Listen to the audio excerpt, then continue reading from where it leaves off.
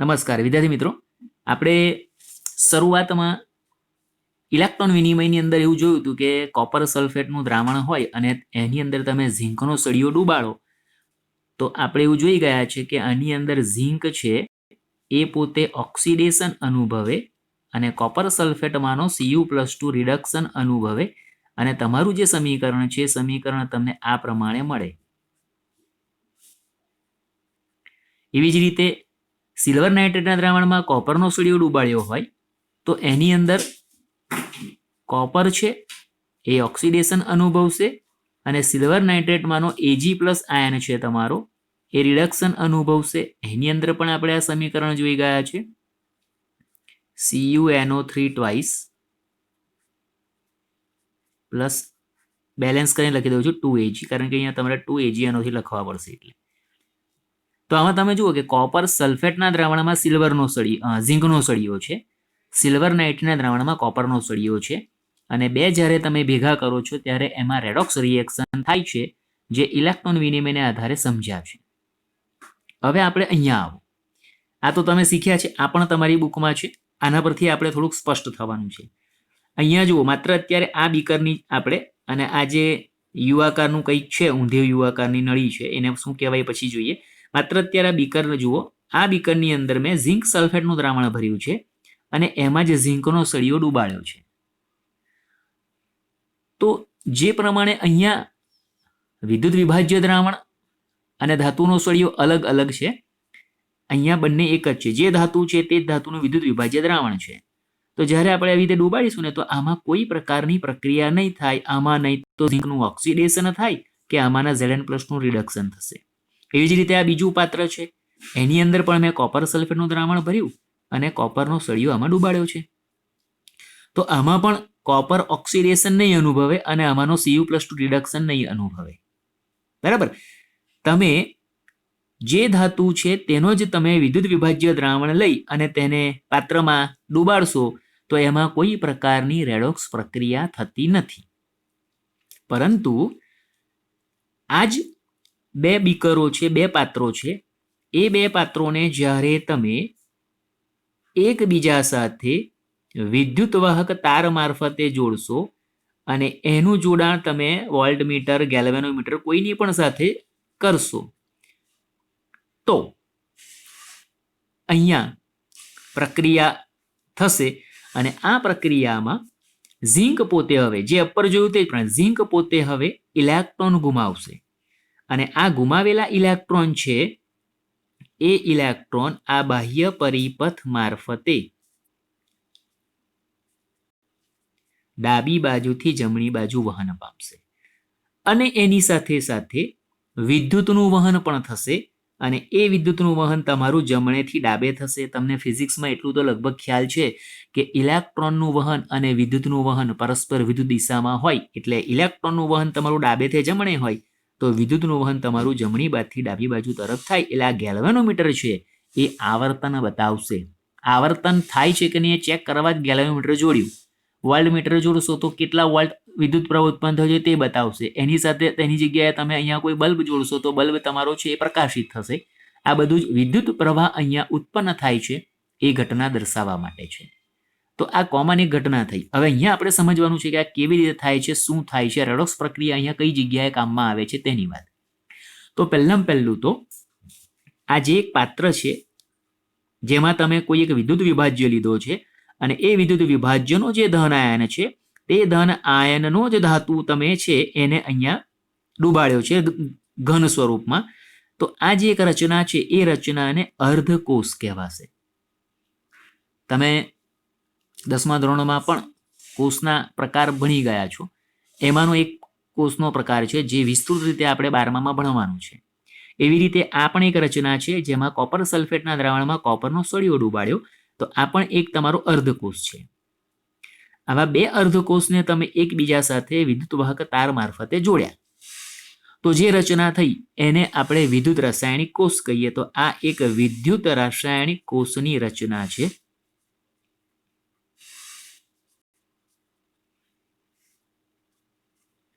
જેમાં વિદ્યુત વિભાજ્યમાં તમે જે ધાતુના સળિયા ડૂબાડ્યા છે એને આપણે વિદ્યુત ધ્રુવ કહીએ છીએ. વિદ્યુત ધ્રુવ એટલે ઝીંકનો વિદ્યુત ધ્રુવ અને એ જ પ્રમાણે આ તમારો છે એ કોપરનો વિદ્યુત ધ્રુવ છે.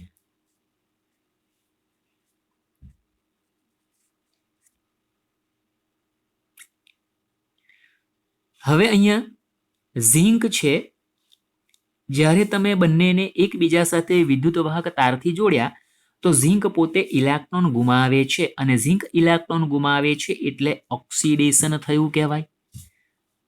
હવે જે વિદ્યુત ધ્રુવ પર ઓક્સિડેશન થાય તેને આપણે એનોડ કહીએ. આવું તમને લોકોને કદાચ ખ્યાલ હશે. તો આ તમારો એનોડ છે. ઝીંકનો વિદ્યુત ધ્રુવ અહીંયા એનોડ તરીકે વર્તે છે, પરંતુ અહીંયા તમારી એની સંજ્ઞા છે એ ઋણ આવશે. ફિઝિક્સમાં નોર્મલી એનોડને ધન ધ્રુવ કહેવાય અને કેથોડને ઋણ ધ્રુવ કહેવાય.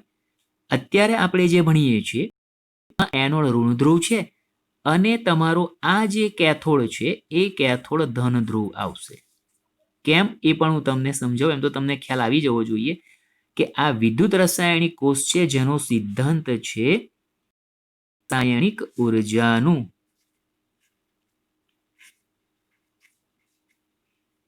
વિદ્યુત ઉર્જા રૂપાંતર. અહીંયા રાસાયણિક પ્રક્રિયાથી વિદ્યુત પ્રવાહ ઉત્પન્ન થાય છે. આપણે વિદ્યુત પ્રવાહ પ્રાપ્ત કરીએ છીએ, મેળવીએ છીએ. એટલે એનોડ ઋણ ધ્રુવ, કેથોડ ધન ધ્રુવ થાય. બીજું સિમ્પલ તમને સમજ પડે, ઝીંકે ઇલેક્ટ્રોન ગુમાવ્યા. આ ઇલેક્ટ્રોન ગુમાવેલા છે તે જે બાજુ આકર્ષિત થાય, સ્વાભાવિક છે કે ઇલેક્ટ્રોન પોતે ઋણ વીજભારિત છે તો ધન ધ્રુવ તરફ આકર્ષિત થવાના. તો જમણી બાજુ જાય છે એનો મતલબ એ તમારો ધન ધ્રુવ હોય તો પોતે ઋણ ધ્રુવ થઈ ગયો, એટલે એનોડ તરીકે ઋણ ધ્રુવ અને કેથોડ તરીકે ધન ધ્રુવ તમારો આવ્યો. હવે સાથે સાથે અહીંયા આ જ્યારે એકબીજા સાથે જોડાય ત્યારે ઝીંકે ઇલેક્ટ્રોન ગુમાવ્યો એટલે કોપરે એને મેળવવો પડ્યો. તો તમને અહીંયા એક શબ્દ એ પણ આપ્યો છે કે કોષ પોટેન્શિયલ અથવા વિદ્યુત ધ્રુવ પોટેન્શિયલ બંને આવે. વિદ્યુત ધ્રુવ પોટેન્શિયલ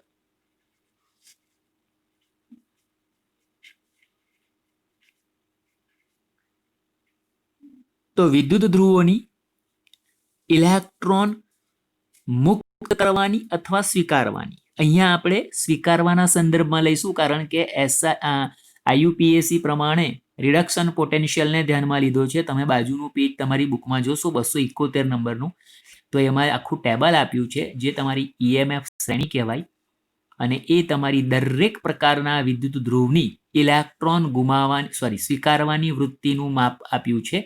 અને એ મૂલ્ય તમારું છે એ શરૂઆતમાં વધારે છે અને નીચે તરફ જાઓ તેમ ઘટતું જાય છે. એટલે તમને ઉતરતા ક્રમમાં આ મૂલ્ય આપ્યું છે, જેને EMF શ્રેણી તરીકે આપણે ઓળખીશું.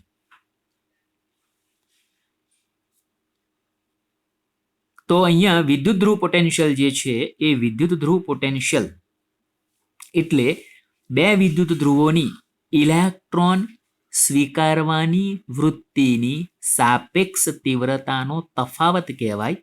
અને એની સંજ્ઞા તમે છે એ ERED પ્રમાણિત શબ્દ આવશે તો 0 લખાશે. તમે છઠ્ઠા ચેપ્ટરમાં પ્રમાણિત મુક્ત ઉર્જા, પ્રમાણિત એન્ટ્રોપી એવું જોઈ ગયા, એટલે એ આધારે આ સંજ્ઞા છે. E0RED એટલે રિડક્શન પોટેન્શિયલ, પ્રમાણિત રિડક્શન પોટેન્શિયલ, જેને આપણે કોષ પોટેન્શિયલ, વિદ્યુત ધ્રુવ પોટેન્શિયલ તરીકે ઓળખી શકીએ છીએ.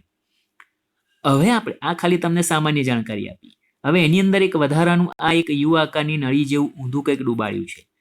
તો અહીંયા કેવું થાય કે એનોડ પરથી જેવા તમારો ઇલેક્ટ્રોન મુક્ત થયો એટલે દ્રાવણમાં Zn, આ તમારી એનોડ પરની પ્રક્રિયા હું લખું છું, જેમાં ઝીંકે ઇલેક્ટ્રોન ગુમાવ્યો એટલે Zn+2 + 2e-, બરાબર. આ ઓક્સિડેશન પ્રક્રિયા થઈ ગઈ. એની સાથે સાથે એ ઇલેક્ટ્રોન જશે કેથોડ પર. કેથોડ પર જશે એટલે કેથોડમાં કોપર પોતે છે, કોપર ઇલેક્ટ્રોન સ્વીકારવાનો એ નહીં સ્વીકારે, પરંતુ એના સંપર્કમાં જે CuSO4 છે એમાંનો Cu+2 આ ઇલેક્ટ્રોનને સ્વીકારશે અને એનું કોપર ધાતુમાં રૂપાંતર થશે. આ રિડક્શન પ્રક્રિયા થઈ. હવે અહીંયા શું થાય કે જેવો અહીંથી એક Zn+2 મુક્ત થયો એ દ્રાવણમાં જશે અને એવો જ એની સાથે અહીંયાથી એક Cu+2 છે એ ધાતુમાં રૂપાંતર પામી કોપર પર જમા થશે. તો આ દ્રાવણ છે એ ઋણ વીજભારિત બનશે કારણ કે ધન વીજભારિત બનશે કારણ કે એક Zn+2 દ્રાવણમાં ઉમેરાયો અને આ દ્રાવણ તમારું છે એ ઋણ વીજભારિત બનશે કારણ કે અહીંયાથી Cu+2 તમારું કોપરમાં ફેરવાયું એટલે SO4-2 દ્રાવણમાં જ રહ્યો. તો ડાબી બાજુનું પાત્ર છે એ Zn+2 એક ઉમેરાવાથી ધન વીજભારિત બને અને જમણી બાજુનું પાત્ર એક Cu+2 દૂર થવાથી ઋણ વીજભારિત બનશે SO4-2 ના આધારે. તો તમારા વિદ્યુત વિભાજ્ય દ્રાવણો છે એ વીજભારિત થાય એટલે વિદ્યુત પ્રવાહ તમારો ઉત્પન્ન થતો અટકી જાય, કોષ કાર્ય કરતો બંધ થઈ જાય. હવે આપણે સતત કોષને કાર્ય કરતો રાખવો હોય તો આ તમારા જે વીજભાર છે એ તટસ્થ કરવા પડે અને એનું કામ આપણે જે અંદર આ યુ આકારની એક કાચની નળી ઊંધી જે અંદર ડૂબાય જેને ક્ષાર સેતુ શબ્દ આપ્યો છે, ક્ષાર સેતુ, જેમાં એમોનિયમ નાઇટ્રેટનું દ્રાવણ ભરેલું હોય એવી આ કાચની નળી છે. એને ડૂબાડવાથી સામાન્ય રીતે એમાં શું થાય તો કે અહીંયા જે તમારો SO4-2 ઉત્પન્ન થયો છે ને એ આ નળી મારફતે વહન પામી અને આ અહીંયા આવી જાય ડાબી બાજુએ. તો ડાબી બાજુએ Zn+2 એક હતો જ, SO4 આ બાજુ આવી ગયો એટલે અહીંયા ZnSO4 બનશે. અહીંયા તમારો SO4 દૂર થયો એટલે આ પણ તટસ્થ અને Zn+2 સાથે SO4 જોડાયો આ પણ તટસ્થ. પણ એનાથી થશે શું હવે એ સમજો. તો કે અહીંયા ઝીંક જે છે એ તમારું ધીમે ધીમે ખવાશે એટલે ઝીંકનું વજન ઘટશે, એનોડનું વજન ઘટશે. અહીંયા દ્રાવણમાંથી કોપર તમારું કોપર ધાતુ પર જમા થશે એટલે તમારું જે કેથોડ છે કેથોડનું વજન વધશે. કોપર તમારો છે એના ઉપર જ કોપર જમા થવાનું એટલે તમારો કેથોડ છે એના વજનમાં વધારો થાય, એનોડના વજનમાં ઘટાડો થાય. બીજું અહીંયા તમારું Zn+2 બને, SO4-2 અહીંયા આવતો જાય એટલે આ ડાબી બાજુનું જે પાત્ર છે એમાં ZnSO4ની સાંદ્રતામાં વધારો થાય. જ્યારે અહીંયાથી તમારો CuSO4 દૂર થતો જાય કારણ કે CuSO4માંનો Cu+2 કોપર ધાતુમાં અને SO4 વહન પામીને ડાબી બાજુ જાય તો CuSO4ની સાંદ્રતા ઘટતી જાય. આ બે ઘટના મુખ્ય અહીંયા બને. એનોડનું વજન ઘટે, કેથોડનું વજન વધે. એનોડ પરનું તમારું વિદ્યુત વિભાજ્ય દ્રાવણ છે, ડાબી બાજુનું વિદ્યુત વિભાજ્ય દ્રાવણ છે તેની સાંદ્રતા વધે અને જમણી બાજુના વિદ્યુત વિભાજ્યની સાંદ્રતા ઘટે. અને સાથે સાથે તમારી જે પ્રક્રિયા થઈ એ પણ આવી ગઈ, એનોડ પર ઓક્સિડેશન, કેથોડ પર રિડક્શન. તો આ મુખ્ય ઘટના આ બની. હવે તમને એવું થશે કે સાહેબ આમાં કેમ ઝીંક અને કોપર લીધા તો ઝીંકે જ કેમ ઇલેક્ટ્રોન ગુમાવ્યો અને કોપરે કેમ સ્વીકાર્યો એ કેવી રીતે ખબર પડે. તો આ તમારો હેતુલક્ષી પ્રકારનો પ્રશ્ન પૂછવા માટેનો જ ટોપિક છે અને એ જ અહીંયા તમારે તમને સમજાવવાનું છે. તો તમે લોકો 10મા ધોરણની અંદર સક્રિયતાની શ્રેણી શીખી ગયા છો. તો પહેલા હું એ લખી કાઢું પછી એના પરથી આપણે આગળ વાત કરીએ.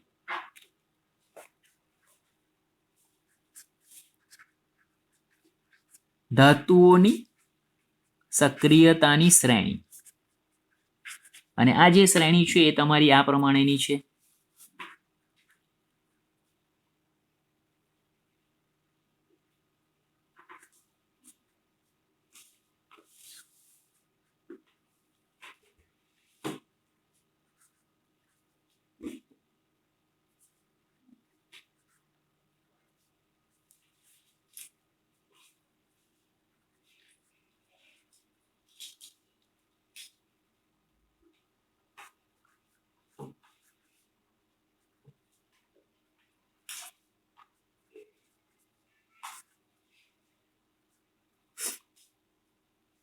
Sodium, potassium, manganese, aluminium, zinc, iron, nickel, tin, lead, hydrogen, copper, silver, mercury અને ગોલ્ડ.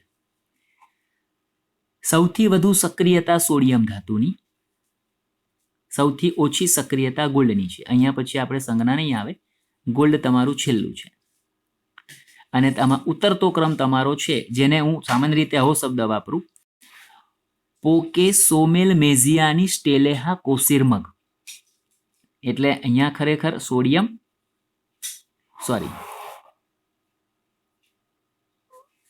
પોકેસોમેલ છે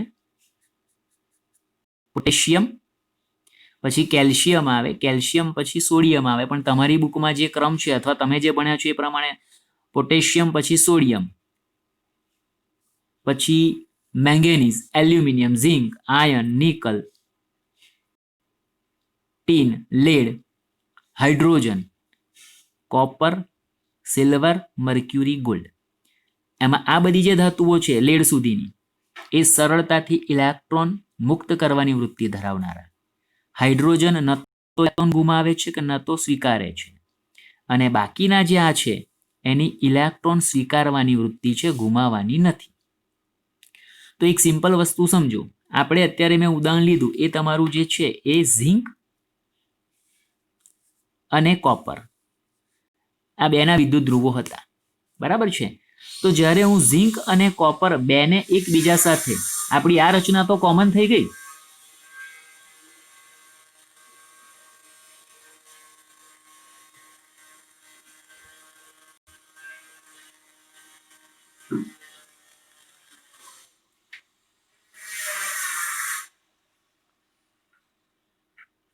ZnSO4 ઝિંકનો સળિયો, CuSO4 કોપરનો સળિયો. બરાબર, હું ખાલી તમને સમજ પડી એટલા. હવે તમે જોઈ શકો છો કે આ સક્રિયતાની શ્રેણીમાં કોપર અને ઝિંકમાં સક્રિય કોણ છે? તો કે ઝિંક.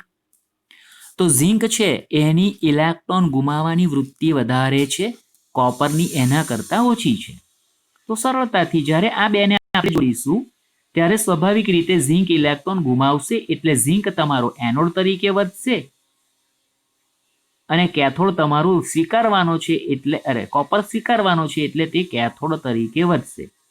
એટલે તમને પહેલા તો આ ખબર પડી કે આમાં એનોડ કયો આવશે, કેથોડ કયો આવશે, બરાબર છે. બીજું આના પરથી આપણે એ પણ આ વિદ્યુત રાસાયણિક કોષના સંદર્ભમાં સમજો છો. બીજું આપણે જે શરૂઆતમાં આજે જોયું તે કે મેં પાત્રની અંદર કોઈ એક વિદ્યુત વિભાજ્ય દ્રાવણ લઉં છું. દાખલા તરીકે અહીંયા જ આપણે વાત કરીએ કે મેં અત્યારે આની અંદર CuSO4 નું દ્રાવણ છે અને એની અંદર હું Fe નો સળિયો ડુબાડું છું. બીજું આ જ દ્રાવણ હું હવે CuSO4 નું જ લઉં છું અને એની અંદર હું સોનાનો સળિયો ડુબાડું છું, બરાબર. તો હવે તમે અહીં સમજી શકો છો. આપણે પહેલા વાત કરીએ CuSO4 એટલે કોપર અને Fe, આ બેની કમ્પેરિઝન કરો. Cu આ છે, Fe આ છે. કોની સક્રિયતા વધારે છે? તો કે Fe ની. તો એ કયા સ્વરૂપમાં છે? અહીંયા ધાતુ સ્વરૂપે. અને Cu તો કે એ દ્રાવણ સ્વરૂપ એટલે વિદ્યુત વિભાજ્ય સ્વરૂપે છે. તો સ્વાભાવિક છે કે આમાં Cu આયન સ્વરૂપે છે અને Fe છે એ તમારા પરમાણુ સ્વરૂપે છે. તો અહીંયા Fe ઇલેક્ટ્રોન ગુમાવવાની વૃત્તિ ધરાવશે એટલે Fe નું ઓક્સિડેશન થશે અને કોપર રિડક્શન પામશે એટલે Fe ખવાશે. જ્યારે આની અંદર આપણે જોઈએ તો ગોલ્ડનો સળિયો છે અને કોપર સલ્ફેટનું દ્રાવણ છે. તો Cu અને Au, Cu કરતાં Au ની સક્રિયતા ઓછી છે અને એ ધાતુ સ્વરૂપે લીધો છે. તો સ્વાભાવિક છે કે જ્યારે તમે જેની સક્રિયતા ઓછી હોય અને એને ધાતુ સ્વરૂપ એટલે કે ઘન સ્વરૂપમાં જ્યારે તમે લીધો હોય અને તેનાથી વધુ સક્રિયતાવાળું કોઈ પણ તમારું જે ધાતુ છે એનું વિદ્યુત વિભાજ્ય દ્રાવણ તમે લીધું હોય અને બંનેને એકબીજાના સંપર્કમાં લાવો તો વધુ સક્રિયતાવાળું જો તમારું વિદ્યુત વિભાજ્ય હોય અને ઓછી સક્રિયતાવાળું જો તમારું ઘન સ્વરૂપ હોય તો તેમાં કોઈ પણ પ્રકારની પ્રક્રિયા થતી નથી, કારણ કે આણે ઇલેક્ટ્રોન મુક્ત કરવા કરતાં સ્વીકારવાની વૃત્તિ વધારે છે. તો એ મુક્ત કરી શકશે નહીં એટલે અહીં કોઈ પણ પ્રકારની પ્રક્રિયા થશે નહીં. આ વસ્તુ તમને આ સક્રિયતા પરથી ખ્યાલ આવી જાય. અને એના પરથી જે હેતુલક્ષી પ્રશ્ન પૂછાય છે એમાંનો એક પ્રશ્નની હું ચર્ચા કરું. દાખલા તરીકે આપણે એક સીધો પ્રશ્ન હું કહું છું. રામુ કાકાએ, આપણા રામુ કાકાની વાત છે, બરાબર. રામુ કાકાએ લેબમાં એલ્યુમિનિયમના પાત્રમાં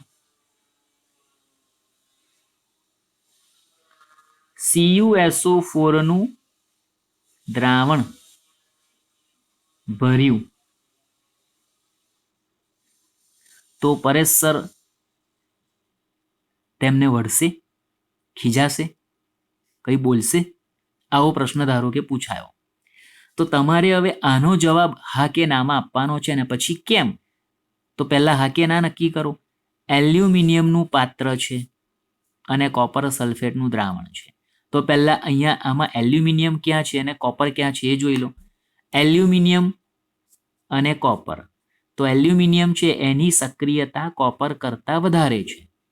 જેની સક્રિયતા વધારે હોય એ ઘન સ્વરૂપમાં હોય, અને જેની સક્રિયતા ઓછી છે એ વિદ્યુત વિભાજ્ય સ્વરૂપે હોય, અને બંને જો એકબીજાના સંપર્કમાં આવશે તો ત્યાં તમારી રેડોક્સ પ્રક્રિયા થશે. એટલે એલ્યુમિનિયમનું પાત્ર છે, આ આખું તમારું એલ્યુમિનિયમનું પાત્ર છે, અને એની અંદર હું કોપર સલ્ફેટનું દ્રાવણ ભરી દઉં તો સ્વાભાવિક છે કે આ Cu+2 છે એ પોતે અહીંયા એલ્યુમિનિયમ ઓક્સિડેશન અનુભવી Al+3માં અને Cu+2 રિડક્શન પામી કોપરમાં ફેરવાય, એટલે આ પાત્ર તમારું છે એ છિદ્રાળુ બને, અને છિદ્રાળુ બનશે એટલે અંદર ભરેલું કોપર સલ્ફેટનું દ્રાવણ તમારું છે એ થોડા સમય પછી કે એક દિવસ પછી બહાર નીકળી જશે, એટલે પાત્ર બી બગડશે અને દ્રાવણ તમારું બહાર ઢોળાશે. તો એવી પરેશ સરને ખબર છે, રામુ કાકાને ખબર નથી, પરંતુ પરેશ સરને ખબર છે કે અહીંયા રેડોક્સ પ્રક્રિયા થશે, પાત્ર પણ બગડશે, દ્રાવણ પણ ઢોળાશે. એટલે પરેશ સરે રામુ કાકાને કહેવું પડે કે દ્રાવણ છે એ બીજા પાત્રમાં ભરો. કયા પાત્રમાં ભરો એની સલાહ છે, કાં તો બીકરમાં ભરી દો એવું કહેશે. બીજો એક પ્રશ્ન કહું. કરીના કપૂરની વીંટી, અને એ વીંટી પણ સોનાની, સોનાની વીંટી HCl ના દ્રાવણમાં પડી જાય છે તો તેને સૈફ અલી ખાન વઢશે? આવો પ્રશ્ન છે. તો અહીંયા સોનાની વીંટી છે, અને સોનાની વીંટી એટલે આપણું સોનું, એટલે AU છે, ગોલ્ડ છે, અને HCl એનું દ્રાવણ, તો H+આ રહ્યો. તો જેની સક્રિયતા વધારે હોય એ ઘન સ્વરૂપમાં જોઈએ, અને જેની સક્રિયતા ઓછી હોય એ વિદ્યુત વિભાજ્ય સ્વરૂપે હોય, તો અને તો જ રેડોક્સ પ્રક્રિયા થાય. આમાં આપણે રેડોક્સ પ્રક્રિયા થશે.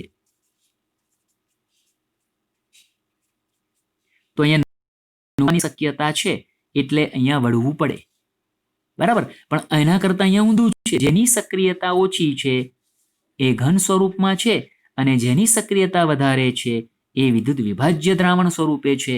તો આની અંદર રેડોક્સ પ્રક્રિયા થવાની નથી. આ તમારું HCl નું દ્રાવણ છે, અને એની અંદર સોનાની વીંટી પડી જાય છે, બરાબર. આ ગોલ્ડ છે. તો સ્વાભાવિક છે કે અહીં કોઈ પણ પ્રકારની રેડોક્સ પ્રક્રિયા થશે નહીં, અને રેડોક્સ પ્રક્રિયા થાય નહીં તો નુકસાન થવાનું નથી. ઉલટું એવું થશે કે આ સોનાની વીંટી ઉપર જે મેલ જમા થયો હશે એ દૂર થઈ અને વીંટી ચોખ્ખી થશે, ચકચકિત થશે. એટલે ભાઈ હાજે ઘેર આવશે ને તો ખુશ થશે કે વીંટી ચમકાવી દીધી એવું કહેશે ઉલટું, બરાબર. અહીંયા કરીના કપૂરે કોઈ પણ પ્રકારનું ટેન્શન લેવાની જરૂર નથી, બરાબર છે. હા, એની જગ્યાએ આપણે આવું ગણીએ. આ જ પ્રશ્ન હવે હું આ રીતે પૂછું છું.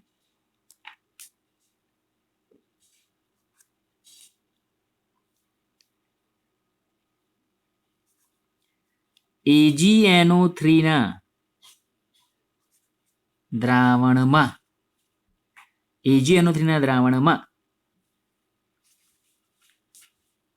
લોખંડની ખીલી પડી જતા શું થશે? ખાલી આપણે આવી રીતે વિચારીએ શું થશે. તો એના માટે જોઈ લો AgNO3 ક્યાં છે, એટલે કે Ag ક્યાં છે, અને લોખંડની ખીલી એટલે Fe ક્યાં છે. તો અહીંયા તમે જુઓ Ag એટલે આ અને Fe આ છે, બરાબર. Fe ની સક્રિયતા Ag કરતા વધારે છે, અને Fe છે એ તમારું અહીંયા ઘન સ્વરૂપમાં છે. લોખંડની ખીલી શબ્દ વાપરો એટલે ઘન સ્વરૂપમાં છે, જ્યારે AgNO3 એ પ્રવાહી સ્વરૂપમાં છે, તો આપણને ખબર પડી ગઈ છે કે જે તમારું વધુ સક્રિય છે એ કોઈ પણ આમાંથી ઘન સ્વરૂપમાં હોય તો સ્વાભાવિક છે કે એનું ઓક્સિડેશન થાય.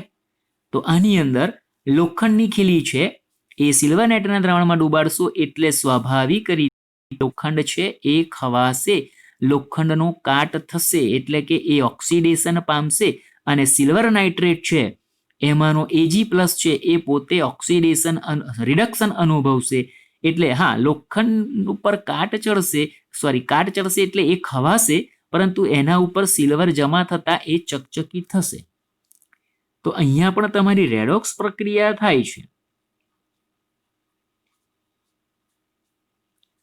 અને રેડોક્સ પ્રક્રિયા થશે એટલે નુકસાન થવાની શક્યતા અહીંયા ગણી શકાય. આ જ પ્રકારની ઘટનાને લઈને સામાન્ય રીતે કેટલીક જે આપણે ઢોળ ચડાવવાની ઇલેક્ટ્રોપ્લેટિંગ પ્રોસેસની વાત કરીએ છીએ ને એ આના ઉપર જ આધારિત હોય. દાખલા તરીકે ચાંદી ઉપર સિલ્વરનો ઢોળ ચડાવી શકાય. ચાંદી છે એ ઘન સ્વરૂપમાં છે, બરાબર, અને ગોલ્ડ ઘન સ્વરૂપમાં છે અને ગોલ્ડ છે એ તમારું અત્યારે AuNO કે AuCl3 તમે દ્રાવણ સ્વરૂપે લો તો સ્વાભાવિક છે કે જેની સક્રિયતા વધારે છે એ ધાતુ સ્વરૂપે છે અને જેની સક્રિયતા ઓછી છે એ વિદ્યુત વિભાજ્ય સ્વરૂપે હોય અને એકબીજાના સંપર્કમાં આવે તો સ્વાભાવિક છે કે Au તમારો છે એ આયન સ્વરૂપે છે રિડક્શન પામીને ચાંદી ઉપર જ એનો ઢોળ ચડશે એટલે ચાંદી છે એના ઉપર સોનાનું પ્લેટિંગ થશે અને આપણે સોના તરીકે એના આભૂષણો પહેર્યા છે સોનાના એવું આપણે સમજી શકીએ. આવું ચાંદી ઉપર સોનાનો ઢોળ ચડાવી શકાય. એ અહીંયા આ રીતની ઘટના છે, બરાબર. તો તમને અહીંયા આના પરથી સિમ્પલ Mn અને Fe, Mn ધાતુ FeSO4 દ્રાવણમાં ડુબાડીએ તો રેડોક્સ પ્રક્રિયા થાય એટલે એ તમારું પછી પાત્ર Mn નું હોય ને FeSO4 નું દ્રાવણ હોય તો એ નુકસાન થવાની શક્યતા, બરાબર. એલ્યુમિનિયમના પાત્રમાં કોપર સલ્ફેટનું દ્રાવણ ભરો કે નિકલ ક્લોરાઇડનું દ્રાવણ ભરો એમાં પણ શક્યતા, પરંતુ ઊંધું ટીનનું તમારું પાત્ર છે અને એલ્યુમિનિયમ નાઇટ્રેટનું દ્રાવણ છે તો ટીન ઘન સ્વરૂપે છે અને એલ્યુમિનિયમ નાઇટ્રેટ તમારું દ્રાવણ સ્વરૂપે છે તો એમાં આ તમારું છે એની સક્રિયતા વધુ છે પરંતુ એ પ્રવાહી અવસ્થામાં છે એટલે અહીંયા એનું રિડક્શન થાય નહીં અને આનું ઓક્સિડેશન થાય નહીં. આપણે ખાલી આ ક્રમ જોવાનો, જે આગળ છે એ ઘન સ્વરૂપમાં હોય અને એની પાછળવાળા છે એનું વિદ્યુત વિભાજ્ય દ્રાવણ હોય તો રેડોક્સ પ્રક્રિયા થશે તો ત્યાં નુકસાન થશે. બાકી ઊંધું હશે તો આપણે અહીંયા કોઈ ચિંતા કરવાની જરૂર નથી. આવા ટૂંકા પ્રશ્નોના જવાબો તમને આના પરથી પૂછાતા હોય છે તો એ વસ્તુ મેં તમને સમજાવી.